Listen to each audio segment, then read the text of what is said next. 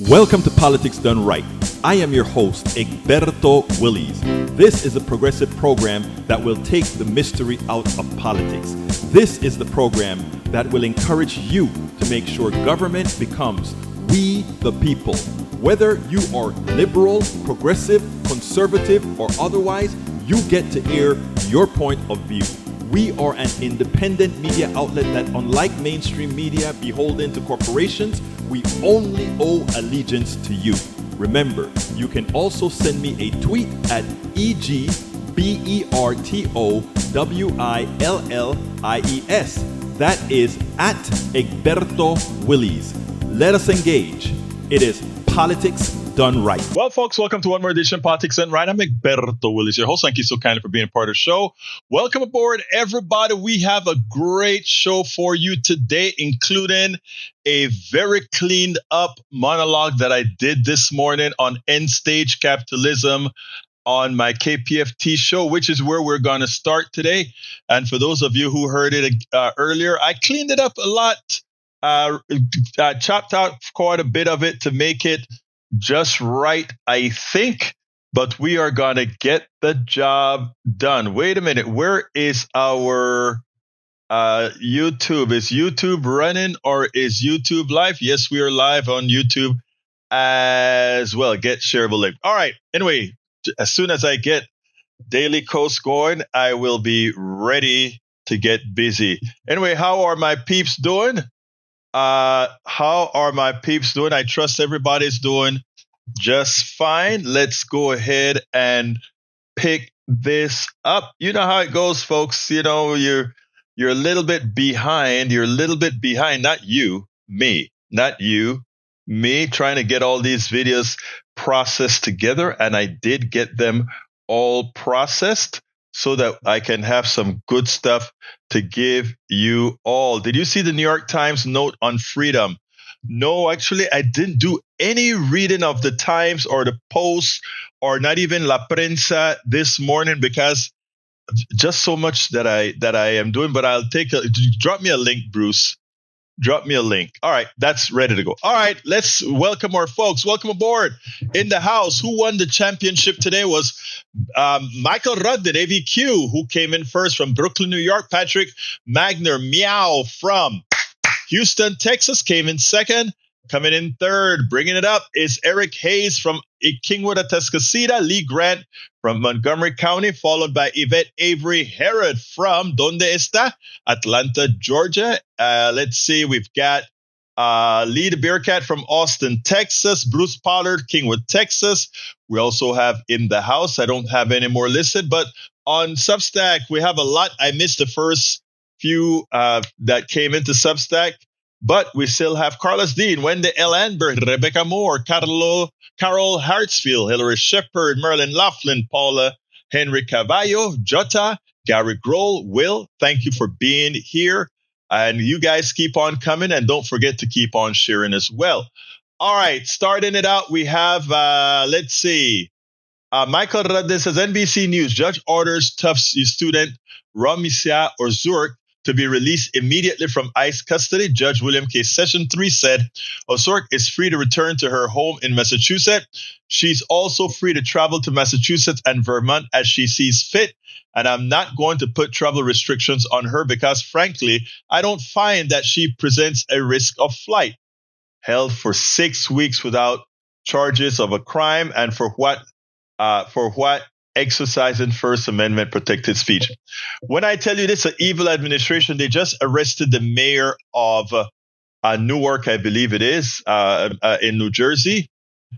This is an evil administration that's picking up people off the streets. It's no different than any, and I'm not going to say socialist country because socialist countries don't do that. Communist countries do that. Authoritarian countries do that. That's who do this kind of stuff. And that's what we've become, a bunch of animals running our country right now. Let's see what else we've got here. Lee the Bearcat says, yo, it's Friday. YouTube is working from AVQ.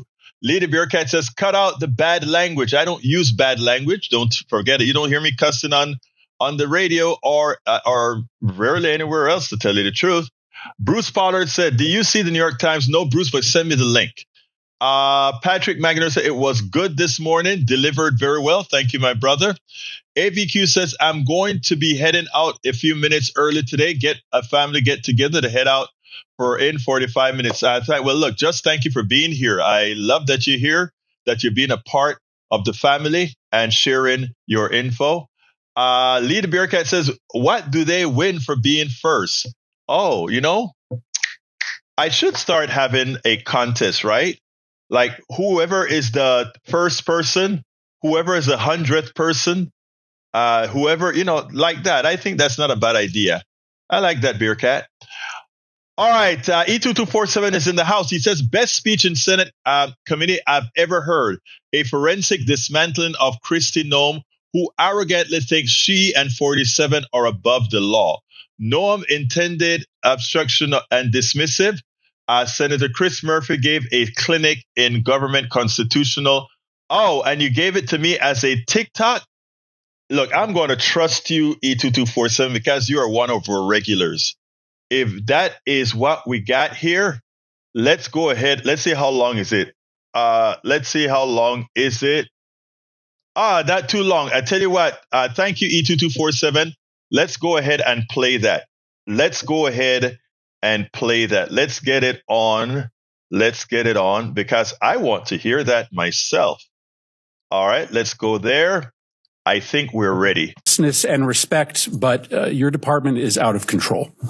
You are spending like you don't have a budget. You're on the verge of running out of money for the fiscal year.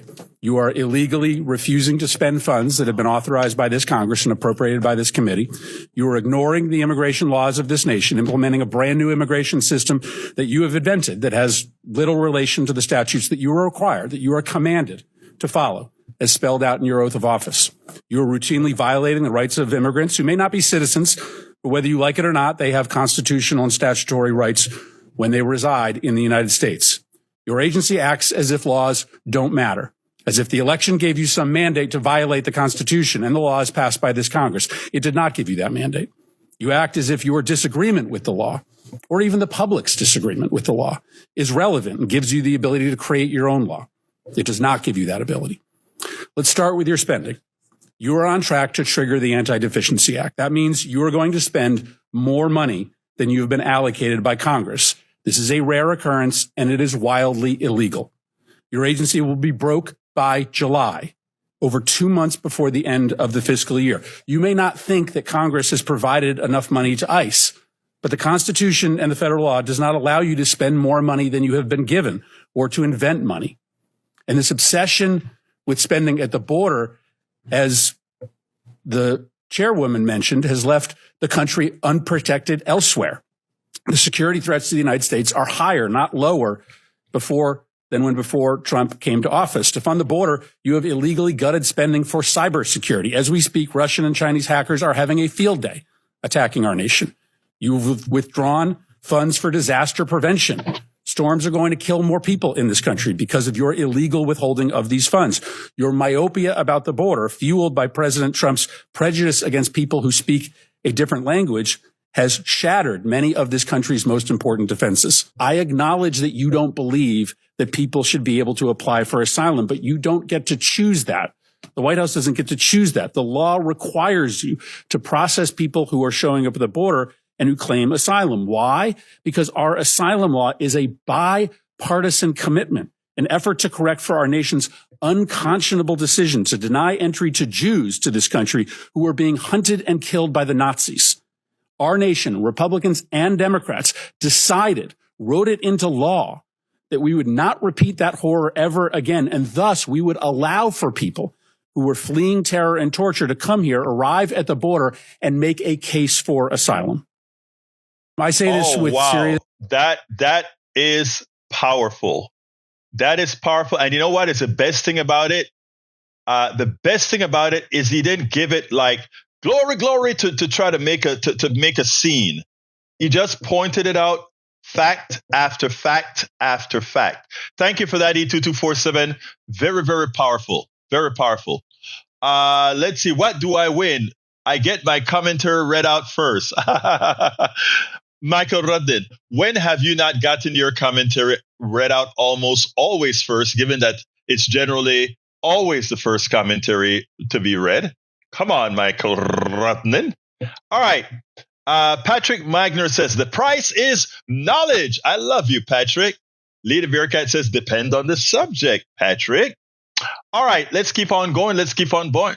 Now Michael Rudnitz take advantage of me, so he gives me a long one to read. I'll read it rather quickly. And by the way, guys, in the live chat on Substack, join the conversation as well.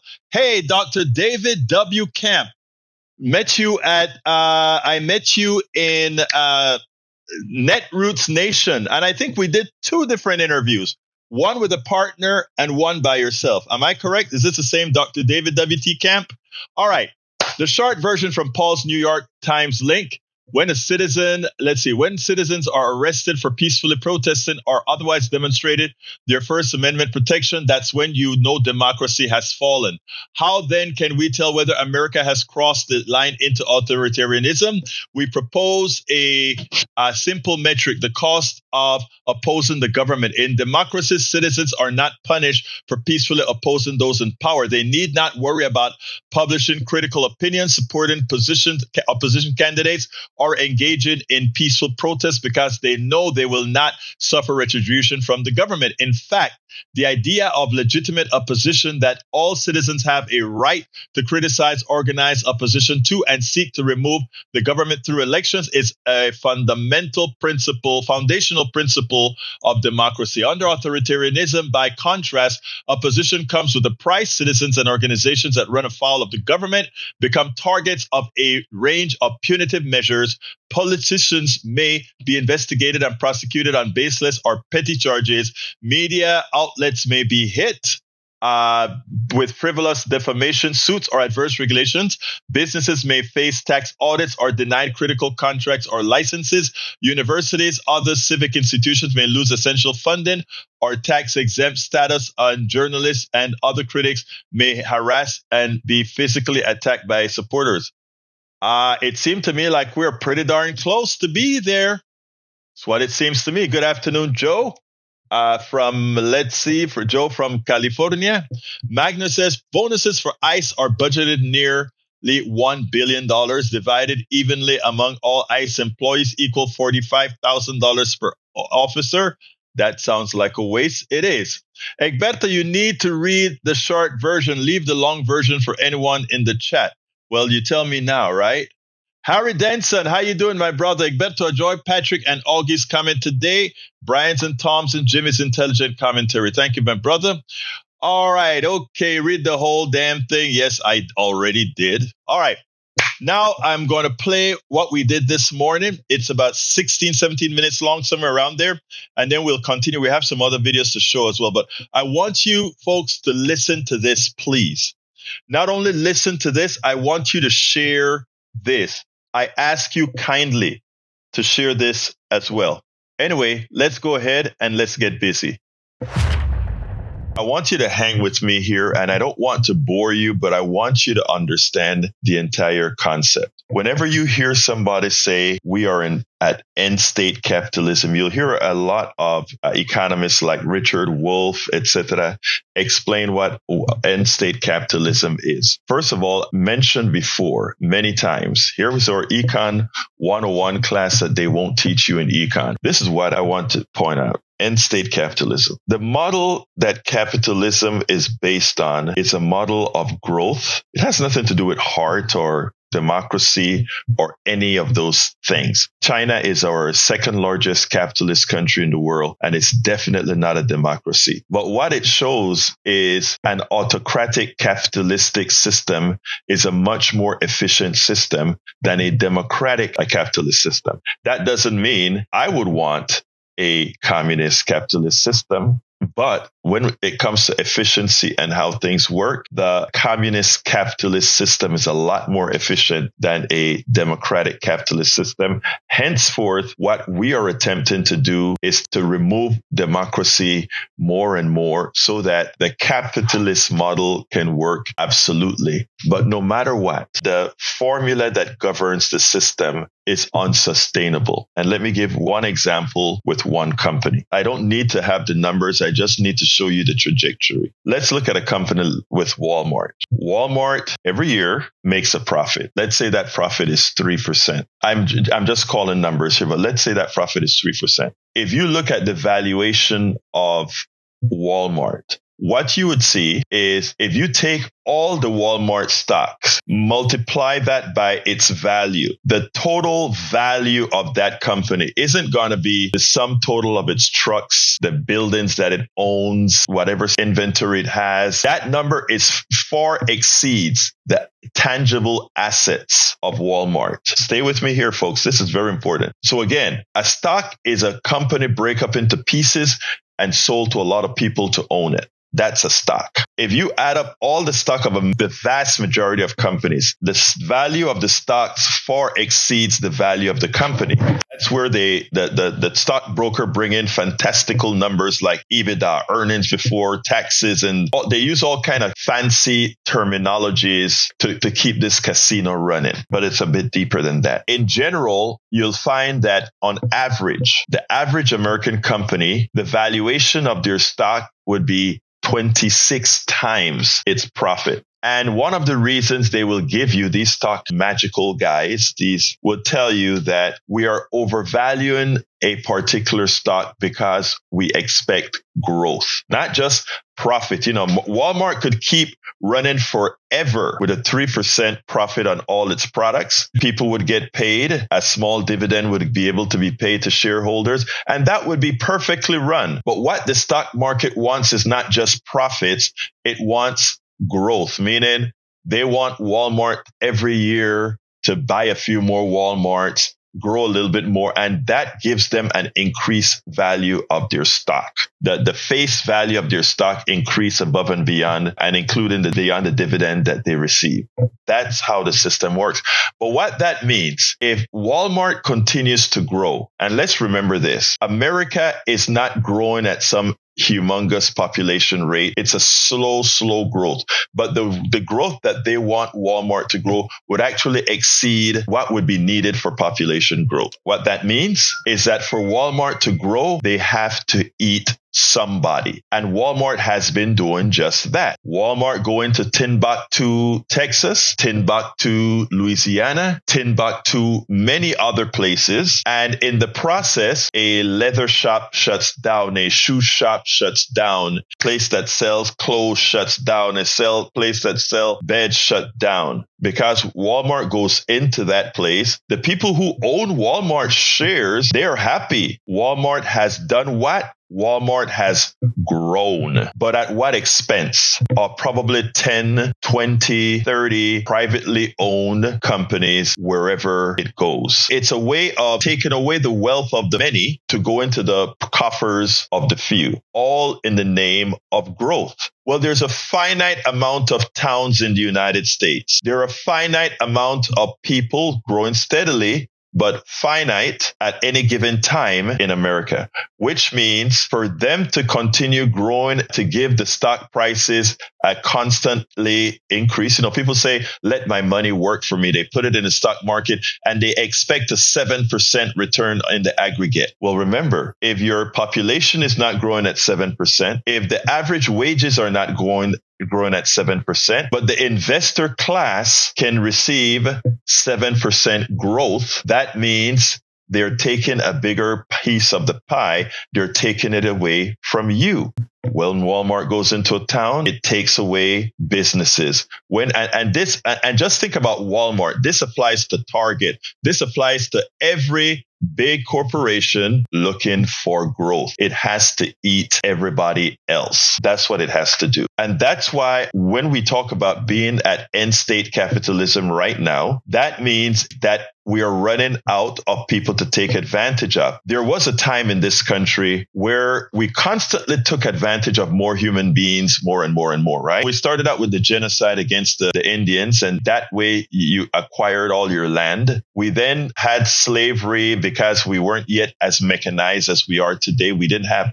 the productivity that we had. So we enslaved some humans to increase our productivity to be able to take care of these lands that we got. By the way, this is not anything on human beings. This is on the system. All of this is a part of this capitalist system. That's how it works. We're based on the labor of others. Everybody that's listening to me right now, whether you're a secretary, you're sweeping floors, you're a janitor, you're an engineer, the capitalist system is making money on your back. In other words, you are doing stuff and getting paid for it, but a large part of that pay, the profit that you create, is going to a select few. We have to understand how this concept works before I get into what Noah did, what they're doing, how they're constantly eating more. So after slavery and mechanization that allowed, if you have a cotton gin, you no longer need a whole bunch of people to go pick cotton because the machine is a lot more efficient than the person. So why go ahead and pay for healthcare, pay for clothes, pay for all these things for a slave? You no longer need that. So when people talk about, slavery only ended because we got good mechanization and we were no longer needed all of these free labor. Do you think the North, who depends on a lot of the cotton from the South, was going to let slavery end if it would have hurt the businessmen in New York? They'll never let it end. Slavery outlived its usefulness, especially since we can have a new kind of slave called the employee. The employee is a perfect slave because they don't even know they are. You have people calling in here onto my program and cussing me out. You are a communist. No, I'm not. I'm a free enterpriser. I'm not a capitalist. I'm a free enterpriser. I believe in business,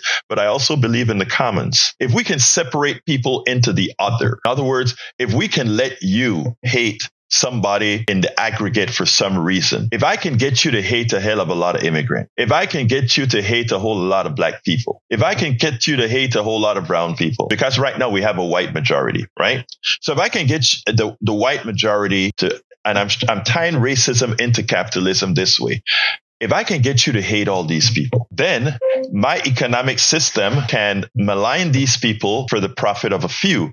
I don't have to yet hit my white base because it is okay to hurt the black dudes. It's okay to hurt the brown dudes. It's okay to hurt the indigenous dudes because after all, deep in our minds, we see them as the other. Even the immigrant, we see them as the other. We can take advantage of these folks in the aggregate. And notice I'm saying in the aggregate because some smart aleck is going to call me and say, what about Oprah? What about, what about all these billion? Those are great capitalists. They have a purpose of being just so that I can get that caller that says, what about Oprah? The reality is this, though. Eventually, because the brown people, the black people, the immigrants, etc., eventually you run out of those folks. And you know who has to pay the price now? My white brothers and sisters. Appalachia has always paid the price, but nobody paid attention to them. You could hide them up in the hills that runs all the way down from Pennsylvania right into Mississippi. You could hide those folks all in the Ozarks. Hide them. They're not on TV. The poor people you see on TV are those people that you have a false impression that these are the people that are the most dependent in America. So you can hide them. But eventually you run out of those folks as well. Those people are the underclass. They've been taken advantage of. They dug your coal. They got your black lung disease. They got all these things. They were maimed, but nobody sees them. They're not in the major media markets, or nobody wants them to be in the major media markets. And why is that? Because a lot of folks would have a kinful feeling with them. So you keep them out. But guess what? In end state capitalism, what happens? We have to come for you now. We don't have anywhere else to go. We got to come to you. So now when we look at income and wealth inequality and where it's going, the rest, remember I tell you about growth. We started the conversation with growth. For all these corporations to grow, they have to eat the little, because the entire country is not growing as fast as corporations need to grow to have the stock prices go up. So now you are in their crosshairs. And when they are taking advantage of you, I'm talking about my white brothers and sisters now, they don't want you to know that it's the capitalist system that enriches the few that causes you to pay more for what you're paying for, to make less than you deserve, etc. So they create these stories. They give you examples of a few of the others that are taking advantage of the system and plaster that onto all the others, get you pissed off, and we get the MAGA base, and we get the Tea Party, and we get folks that are working against their own interests, because they believe that if they allow things to happen, those other people will continue their abuse. Non-existent in the aggregate, but that's what it's all about. It's all about continuously eating more people to keep the beast fed. Now, Jack started the program with NOAA. Okay, Trump's NOAA will stop tracking costliest storms. And it kind of looks like all Trump is doing is trying to make the people less informed, more dumb, more stupid. That's not what it's all about. And even if you read the article, that is kind of what they would want you to believe. Let me start on it. It says, on the heels of the news that higher than average temperatures continue globally in April, one of the United States' top science agencies announced Thursday that it will no longer update a database that tracks climate disasters, that tracks billions of dollars in damage. As of Thursday, the $1 billion weather and climate disaster database on the National Oceanic Atmospheric Administration website was replaced with a message saying there have been no such events in 2025 through April 8th, which is a lie. You have all the tornadoes. You have even Arkansas's Republican governor who worked for Trump asking for relief for their state, and Trump said, no, you're getting no FEMA dollars. That flies in the face of an analysis by the Centers for Environmental Information, which has maintained the database and said that, $6 to $8 billion climate disasters have happened so far. $8 billion or more climate disasters have happened thus far. So we know that this is happening. But why will Trump stop monitoring all these things? People will say, he wants to keep people dumb. He doesn't want people to know that climate change is really occurring, et cetera, et cetera. On the surface, that may be partially true. But here's the thing. You ever heard of something called an insurance company? I want all of you that are listening to me, add up all of the different insurances you pay. Healthcare, car, home. You may have some for an umbrella, all of that. Add up all the different insurances you have and see what percentage of your salary all those insurances are going to add up to. You will be shocked. Insurance companies don't play. Insurance company needs that data. They need to know that catastrophes are on the rise, which they know. That's why your home insurance rates and your auto insurance rates are what they are today. All those floods that you find in Houston and everywhere else where all these cars are underwater, insurance companies know that more of those events are occurring, so they need that data. And by the way, yes, they correlate their own research departments who do the research that the government is already doing. They do that research. They corroborate their information with government data. But now what happens? The government says, I am not doing that anymore. I'm not keeping these databases anymore. And the insurance companies clap their hands and they say, amen. Two things that does for us. It means that all those college professors that are creating these models that talk about climate change, etc., that got their data free of charge from the government because we, the taxpayers, want to keep this information, and researchers can get this information at will so that they can model where things are going, no longer can get that data from the United States government. But guess what? We do know, people. We do know that data will continue to be collected because insurance companies need these data to do forensics on. They need this data so they can know how much to charge you. They need to know how long you're going to live, when you're going to die. Insurance companies know all of that. When they give you life insurance, they know that if you have these particular characteristics, you're likely to live to 78. you're likely to live to 50. They know that in certain communities, you're likely to live to 60. Insurance companies have all that data, and the government does as well. Now, researchers at universities and agencies can get that data from the government. I can get that data from the government. You can get that data from the government and do your own analysis. Trump is saying no longer is that the case with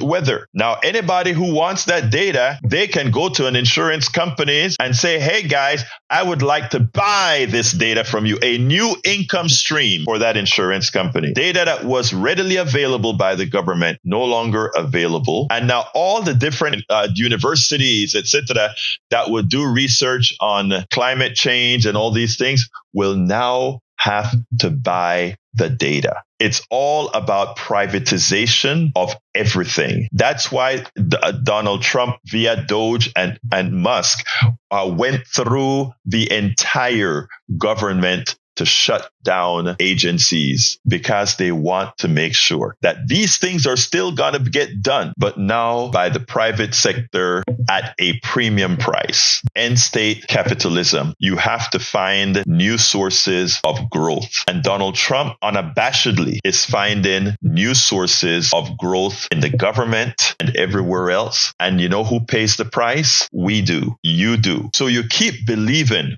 the crap that they constantly tell you, including what the mainstream media allows them to pollute the air with on TV. And you don't look behind the scenes, and we all pay the price.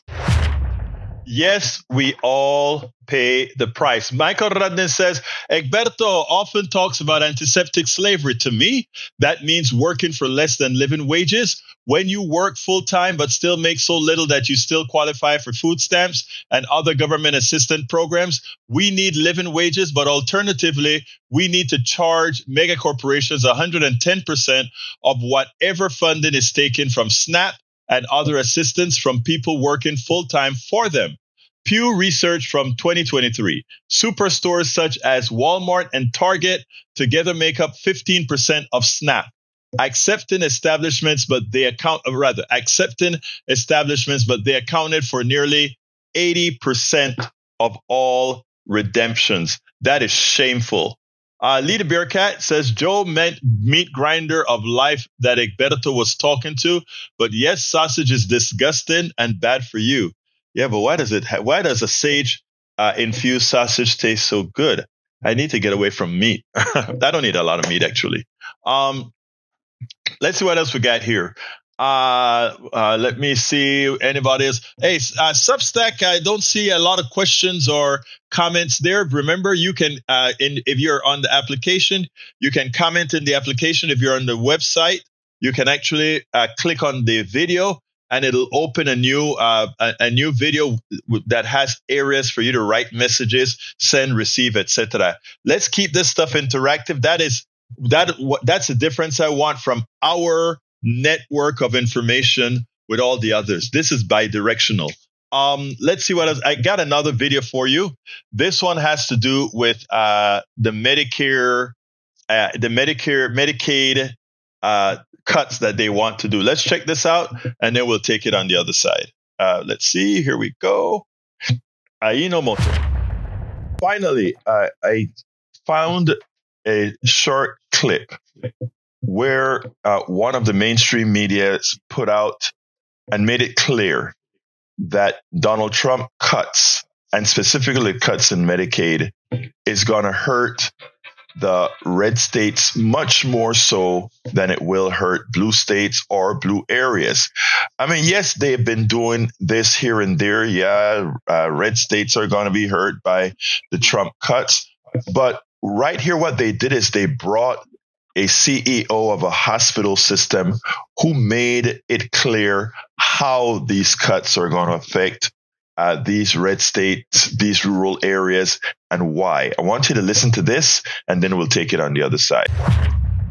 Chief Executive Officer at the Lincoln Community Hospital and Care Center in rural Colorado, Kevin Stansberry. Kevin is the author of a recent guest essay for the New York Times entitled What Medicaid Cuts Would Do to My Rural Hospital. In it, Kevin writes in part this: the proud conservative residents of our community often feel left out of Colorado's more liberal politics. Our voices never seem to be as loud as those in metro areas of the state, and yet, with the looming threat of Medicaid cuts at the federal level and budget proposals that would cut rural health care, we're wondering if our voices are heard at all in this Republican administration and Congress. The nation's food and fuel are sourced in rural areas. Supporting rural communities should be strategically important, and they can't thrive without health care. I know the financial peril my hospital will face if our Medicaid lifeline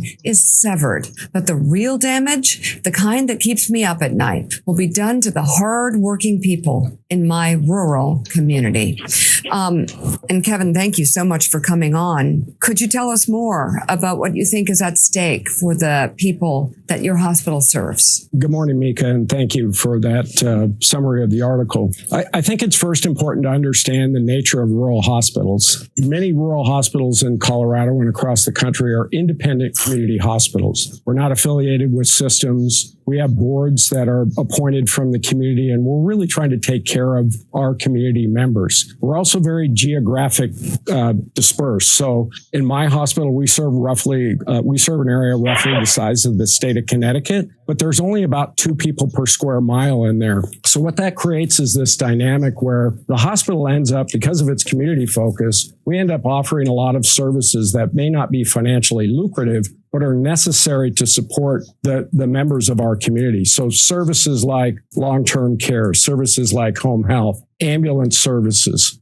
Many of those services are not necessarily financially sustainable on their own, but we offer them anyway because they're important to our community members. Without the Medicaid funding for those services, that's going to put rural hospitals in an even deeper hole, a hole that has been growing since the end of the pandemic. So we have to figure out a way how to continue to offer those services in rural communities, and at the same time, take a look at what's the best way to manage these Medicaid costs that the Congress is trying to look at right now. Yeah. I mean, if they weren't able to access the care that they need at your hospital, where would residents in your community go for health care? So the next nearest hospital to us is roughly 85 miles away in either Denver or Colorado Springs. They're about equidistant from us. And so what that creates is patients don't often go into the city because they're busy working at their jobs, either on the farm or the ranch. So if we don't offer care locally, often that care goes away. And some of the most important care that we offer is services like primary care and chronic disease management. And I would suggest that there's an investment in paying for those services because we can provide care at a relatively low cost to manage those chronic diseases instead of letting them become more acute when they really have to then present to the emergency department at a much higher cost of care. Kevin, I'm Sanders Townsend here. You know, last night on our show, we talked to a Republican congresswoman from Indiana who said, look, they really want to make the benefits better for people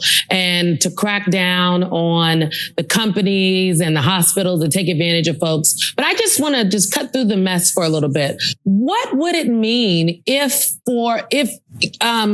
Congress ended up putting a cap on the amount that the federal government sends to the states for Medicaid patients? Would your state be able to make that up so that folks don't lose care? Can you guarantee that? No, I don't think anybody can guarantee that. And I think all of the states, especially Colorado, what I know most about, the state would be hard pressed to make up the difference from the federal government right now. Promises were made, programs were developed based on those promises. And that in Colorado and in my hospital, those funds that we get from Medicaid keep our doors open. So yeah, Donald Trump doesn't care about anyone. And worse, he cares very little about the people who see him as their Führer, who sees him as their God, who sees them as the return of Jesus Christ. He cares nothing about them. But what he does is he stroke on their prejudices, and in stroking their prejudices, he can get them to do what he wants. He can puppeteer these guys. Now, to our MAGA base, I say this, and I say this often.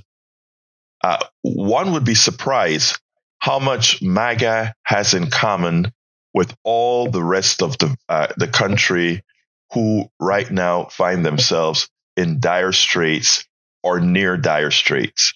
So I think as we continue to educate, as we continue to inform, those who have a mind, those who are not driven completely by the indoctrination or by a certain hate that allows them to be irrational, will eventually see the light. And when that occurs, the chickens are going to come home to roost. The chickens are definitely going to come home to roost when that occurs. The chickens will definitely come home to roost. All right. Let's see. I think I have Ray on the line. Ray, are you there?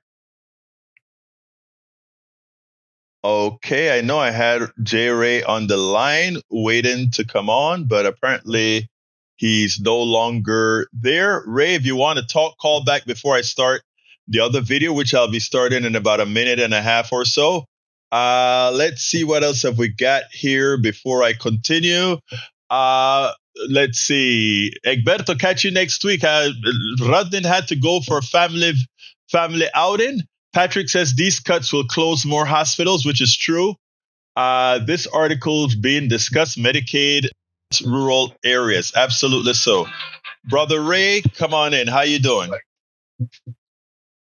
Hey. Yeah, I started out like on a few seconds delay, so I caught you right before the video. No worries. I was going to wait, but I accidentally pushed the button. So, that's sad that we're in this state where a lot of people who actually worship Trump, he doesn't give a flying flip about them. But I actually wanted to share something with you. I might be a little bit to your earlier point of the Chinese government, Mm-hmm. So when it comes to the Chinese government, people think because it's authoritarian, there is no recourse for citizens to vote. So what China has is somewhat of a bottom-up democracy, if you will. And it's basically that they have a Congress as their governing body of the country.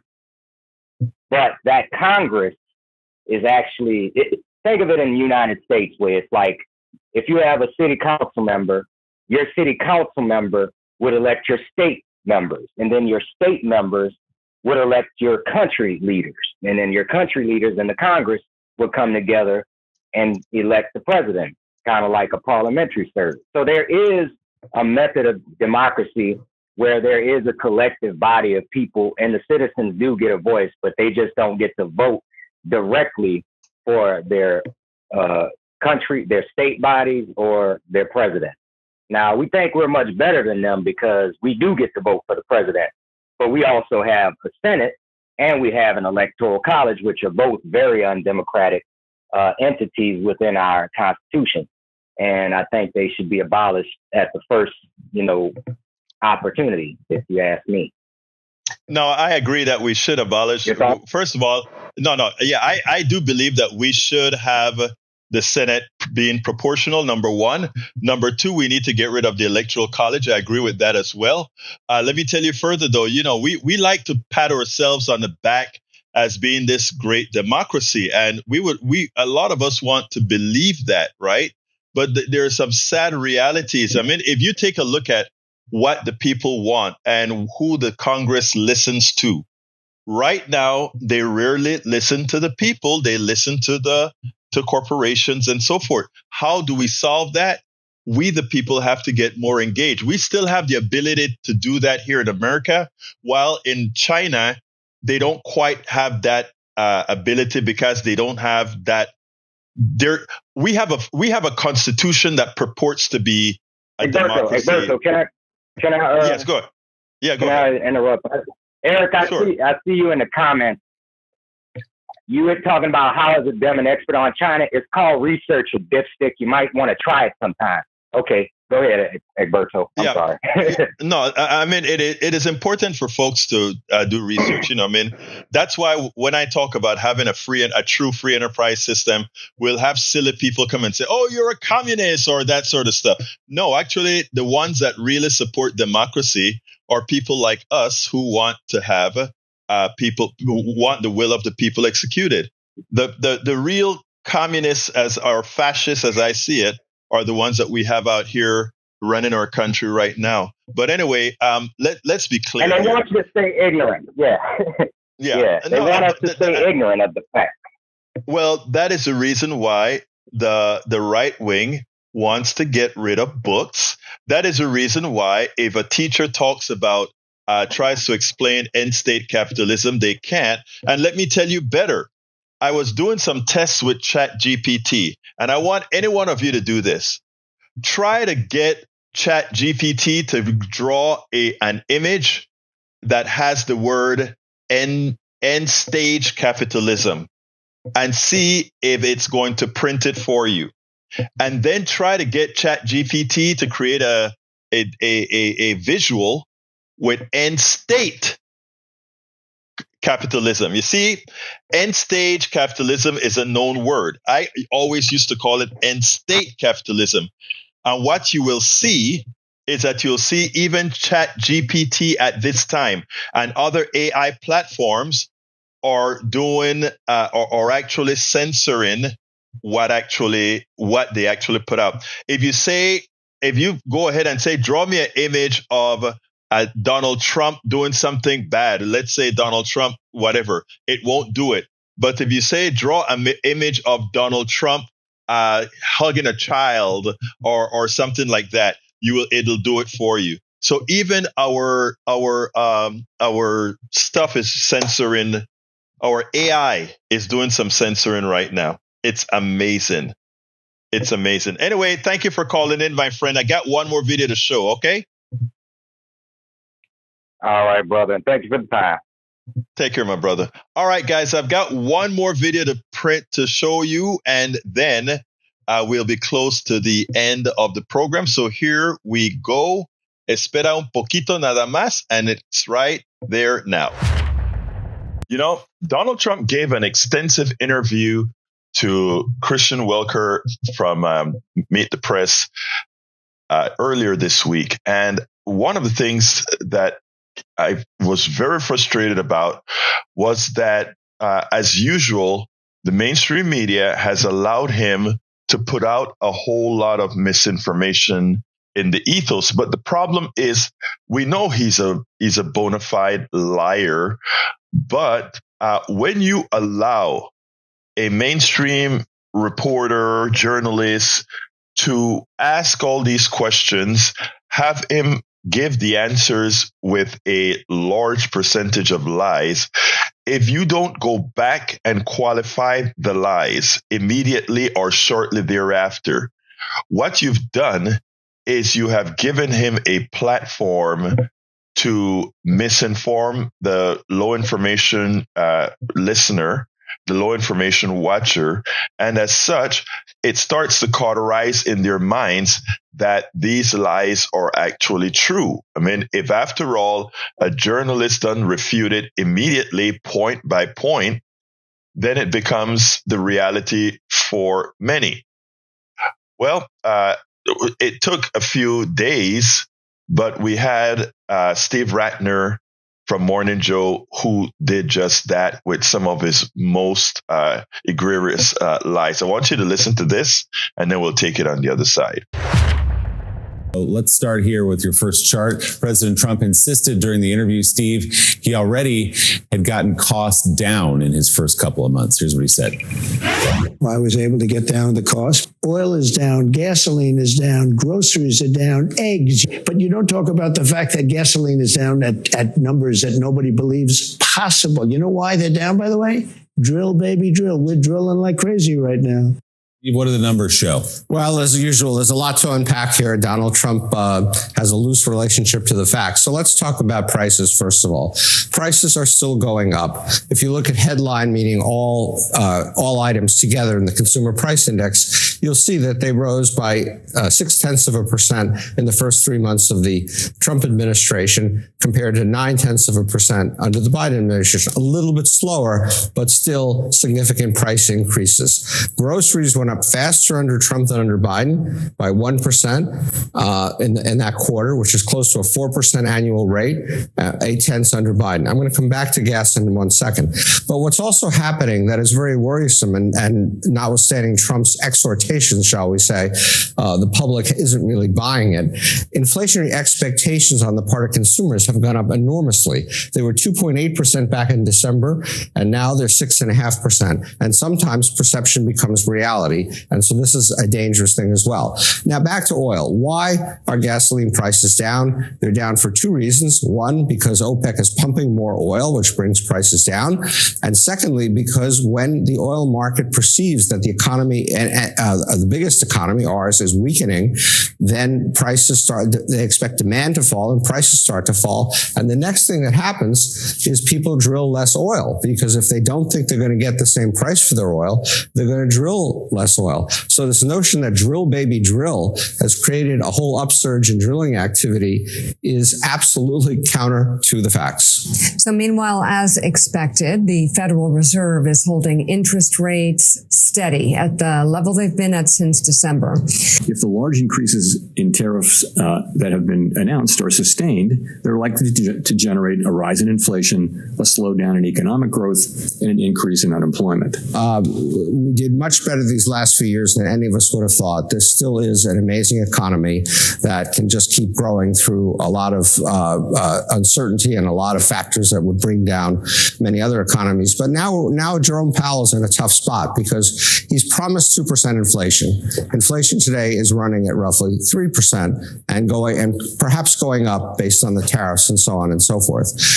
That the tariffs, as we've talked many times, will slow down. And Powell said it yesterday, will not only add to inflation, they will slow down growth. They will lead to fewer jobs.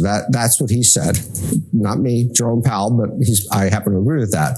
And that's going to put the Fed in a really difficult position. Trump is beating the bejesus out of them to cut interest rates, but Powell has committed to get to 2% inflation, and he can't really cut interest rates until inflation comes down, but inflation may well be going up. So the Fed is really in a tough spot as to how to handle this. And there's another word for that scenario, which I just outlined, and which frankly Powell kind of outlined, which is called stagflation. And that may be where we're headed. Not like the 1980s, but a situation where we have higher inflation, less growth, and interest rates don't go down as fast as people would like. This is important.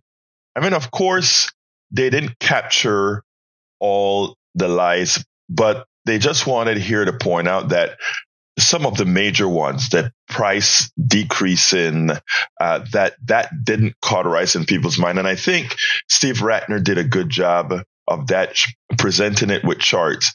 And then the other thing that Steve did with the gasoline, yes, gasoline prices are a bit down, but again, the reason they're down is because of again, a lot of supply coming on to the market and also preparation for a recession. It should be noted that we have never, ever, ever, ever, even during the crisis in the 70s and early 80s, we have never had an oil shortage. Forget about all that you've read. The oil has always been there in the ground. It has always been machination of corporations to maximize the prices of the product. Always. Even with the oil embargo, etc., it has always been playing around with the prices where the oil companies have always made billions in profits on this commodity that after investment cost was just a cash cow. I mean, we have to smarten up and understand the extractive nature of our economic system and understand that no, we continuously get played, and it's time for us to wise up and not allow this to occur. Patrick Magner, talk to me. Good afternoon, everybody. The idea of bragging about fuel prices going down is not good. If you see diesel going down, and it is, I haven't seen diesel this low in a very long time. That's our economic fuel. That when you see that go down, that means we're no longer moving freight.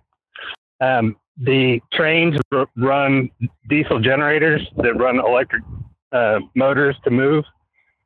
Diesel moves our 18-wheelers. Diesel runs our construction equipment. Diesel does everything. You want to see diesel going up no matter what. If it isn't, there is a huge problem. That is the first indication of an economic crash. Wow. You know what? I never thought about that, but that makes a hell of a lot of sense.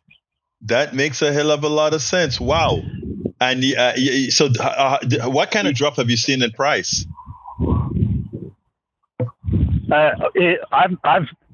I'm used to paying very close to $4, and I've seen it below $3 at a couple of places. Wow, that's a drop of a third. Yeah, and that's huge. Diesel is actually a waste fuel. It's way down on the column. It's heavy, and it's cheap. And so when you see it falling, I think it's nobody's using it. Right. Okay. Well, look, thank you for saying that. But Patrick, we're near the end of the show. Let's talk on Monday, okay? Yes, sir. Have a great day. You too, my friend. All right, folks, we are at the end of the program right now. I want to thank all of you from listening, all of you on Substack, all of you on Instagram, YouTube, Twitch, Twitter. Look, it's been great. Now, let me just say one thing. As you guys know what we do. We write articles, we write newsletters, we write books, we make sure to send out the TikToks, the Instagrams to keep the zone flooded with progressive information. This is a 16-hour a day job, 7 days a week, but it's something that a lot of us need to do to get the job done. So I want to ask all of you kindly who has the wherewithal to do so, to please consider becoming subscribers, paid subscribers of our newsletter. That's the only way that we get to fund what we're doing. Everything here is self-funded. And well, I shouldn't say self-funded. You are the ones who continue to make this happen. So I want to ask you kindly to support us by, if you're on the Substack, you can either go to the link that I'm going to put in the Substack chat right now and become a member, a paid subscriber. I'm putting that inside of our YouTube chat as well, and our Facebook, everywhere. That is how we can continue to do our part to make sure we inform. As you can see, we put a lot of work into making sure our information is spread all over the country, all over the world, because again, only informing folks can we get around this fascist state. Only informing folks can we encourage folks to do what needs to be done to move us forward. So I ask again with respect and kindness to please go ahead, support us at politicsdoneright.com/newsletter, politicsdoneright.com/newsletter. If you want to see all the different forms in which you can support this program, you can also, let me get that link. You can also go to politicsdoneright.com/support. That has all the different avenues in which you can support our program. That again is politicsdoneright.com/support. But you really want to help us out, subscribe, become a paid subscriber of our newsletter. politicsdoneright.com/newsletter. We'll be most appreciative. And you know that we're going to go out there and do the work necessary to flood the zone, to spread the word with truth and accuracy. My name is Egberto Willies. Love you all. This is Politics Done Right. And you guys know how I end this baby. I am what? Out. We spend a lot of time deconstructing the news, trying to parse it into a form that everybody can understand. We try to find those little nitpicks where it flies above the fray, etc. If you really like these videos that we do, I want to ask a big favor. Please go ahead. Number 1, subscribe to our channel. And number 2, please join if you can. Thank you so kindly for watching. Keep watching. Please remember to share. We must populate the entire internet with our progressive message, a message that we